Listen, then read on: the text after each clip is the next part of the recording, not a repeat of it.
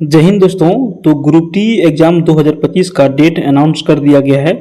ये एग्ज़ाम आपका 17 नवंबर से स्टार्ट होगा और दिसंबर के अंतिम सप्ताह तक ये परीक्षा चलने वाला है। ऐसे में हम आपके लिए लेकर के आ गए हैं रेलवे ग्रुप डी परीक्षा के लिए जीके और जीएस का मॉक टेस्ट। अगर यदि आपने अभी तक 1 से लेकर के 3 तक का वीडियो नहीं देखा है तो जरूर देख लीजिएगा। आज हम लोग का मॉक टेस्ट क्लास 4 है और इसमें हम लोग 25 इंपॉर्टेंट सवाल को क्लियर करेंगे।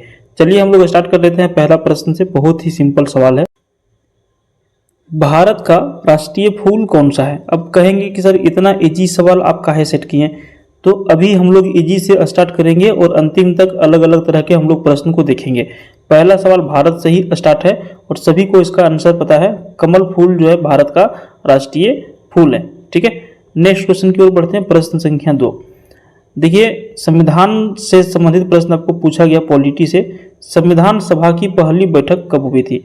देखिए, संविधान सभा की पहली बैठक हुई थी 9 दिसंबर 1946 ईस्वी को।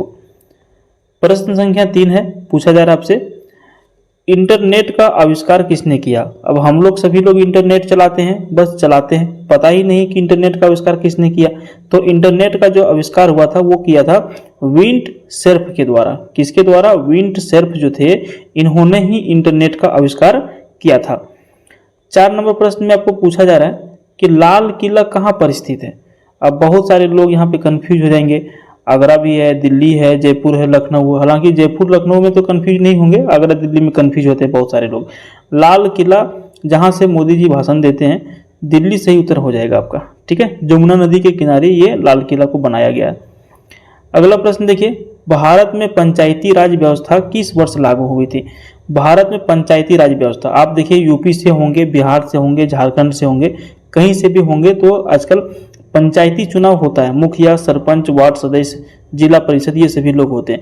लेकिन इसकी जो शुरुआत हुई थी ये कब हुई थी पंचायती राज व्यवस्था की। पंचायती राज व्यवस्था की शुरुआत हुआ था 1959 ईस्वी से। ठीक है, 1959। अगला प्रश्न देखिए, Indian Space Research Organisation, ISRO हम लोग शॉर्ट नाम से जानते हैं, के संस्थापक निम्नलिखित में से कौन है।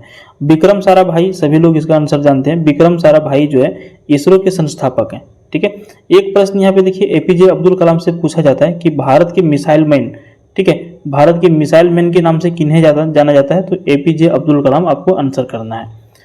अगला प्रश्न देखिए, 7 नंबर पूछा जा रहा है कि दुनिया का सबसे बड़ा महासागर कौन सा है। सबसे बड़ा महासागर पूछा जा रहा है, तो प्रशांत महासागर का नाम सभी लोगों को पता है। दुनिया का सबसे बड़ा महासागर जो है प्रशांत महासागर है। अगला प्रश्न है, महात्मा गांधी का जन्म कब हुआ था।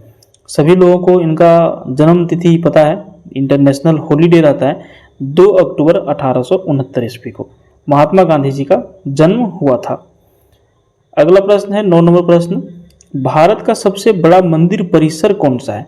मंदिर के बारे में नहीं पूछा जा रहा है। ठीक है, मान के चलिए ये चौहदी हो गया, कैंपस हो गया, तो ये मंदिर परिसर जो कैंपस जो है ना, सबसे बड़ा मंदिर परिसर कौन सा है, तो सही उत्तर हो जाएगा श्री रंगनाथ स्वामी मंदिर, सबसे बड़ा मंदिर परिसर है। ओके, 10 नंबर प्रश्न देखिए, आपसे पूछा जा रहा है, फोर्ब्स, ये एक डेटा जारी करता है, फोर्ब्स पत्रिका किस क्षेत्र में संबंधित है। अब ये जो है व्यापार के क्षेत्र में संबंधित है। फोर्ब्स पत्रिका जो है व्यापार के क्षेत्र से संबंधित है, ये व्यापार के बारे में छपते रहते हैं। 11 नंबर प्रश्न आपसे पूछा जा रहा है, ब्लूटूथ तकनीक का आविष्कार किस देश में हुआ। ब्लूटूथ, आजकल हम लोग हर कोई अपना एयरबड्स लगा लेते हैं, ये ब्लूटूथ लगा लेते हैं कंधा में लटकाने वाला। पहले होता था Bluetooth to Bluetooth mobile connect होता था, कुछ डेटा शेयर हुआ करता था। अब तो ब्लूटूथ का मतलब ही चेंज हो गया है, हर जगह ब्लूटूथ। तो ब्लूटूथ तकनीक का जो आविष्कार हुआ था वो स्वीडन के द्वारा किया गया था। अगला प्रश्न देखिए, भारत स्वच्छ भारत अभियान जो स्टार्ट हुआ था ये किस वर्ष स्टार्ट हुआ था, तो सही उत्तर हो जाएगा 2014 ईस्वी में स्वच्छ भारत अभियान भारत के प्रधानमंत्री मोदी जी के द्वारा शुरू किया गया था 2014 में, है ना, 2014 में इसकी स्टार्ट हुआ था। इसका एक नारा भी है, गाड़ी वाला आया घर से कचरा निकाल, 2014 में हुआ। और बहुत जगह स्वच्छ भारत बना भी, बहुत जगह जहाँ पे लोग नहीं मानते कचरा फेंकना, वहाँ पे तो अलग बात है, लेकिन जो समझदार पढ़े लिखे लोग हैं वो लोग अच्छे से प्रयोग करते हैं इसका। अगला प्रश्न देखिए, गगनयान मिशन किससे संबंधित है। अब ये गगनयान एक मिशन था, इस मिशन का मुख्य काम क्या था, तो ये भारतीय अंतरिक्ष मिशन था। ये अंतरिक्ष से रिलेटेड रिसर्च के लिए बनाया गया था मिशन गगनयान। ठीक है, अगला प्रश्न देखिए 14 नंबर, भारत में सबसे पहला कंप्यूटर कब आया?